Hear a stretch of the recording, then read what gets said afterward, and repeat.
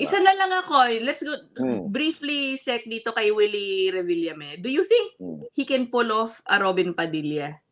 Alam naman natin if he runs for the Senate. Posible, no? Hindi ko pa Um, nakikita yung numbers niya, eh, pero masikip, eh. Masikip. Mhm. Parang ang pinagtatalunan na lang ay 1 seat, eh. Dahil meron Oo. kang 7 na electionees. Meron kang Okey. 8 na mga babalik, na mga Mm. dating nasa Senate na. Tapos meron Mhm. kang malalakas na siguradong mananalo katulad ni Erwin Tulfo. Mhm. Mm. Ah, so Kung tatakbo. baka may ilang, hindi tatakbo 'yun. Baka may ilang cabinet secretary pa na gustong tumakbo. So medyo Mm. masikip, no? Medyo masikip. Mhm. Kahit sa isang popular na artista na katulad ni Willie Revillame. Pero Mm. alam din naman natin, 'yan yung Robin Padilla framework, no?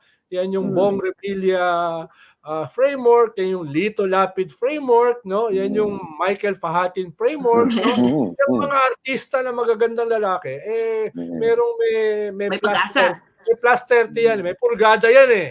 'Di ba? May Oo. purgada yan kumbaga sa karera, 'di ba? Mauuna na yan, no? May Mm. purgada.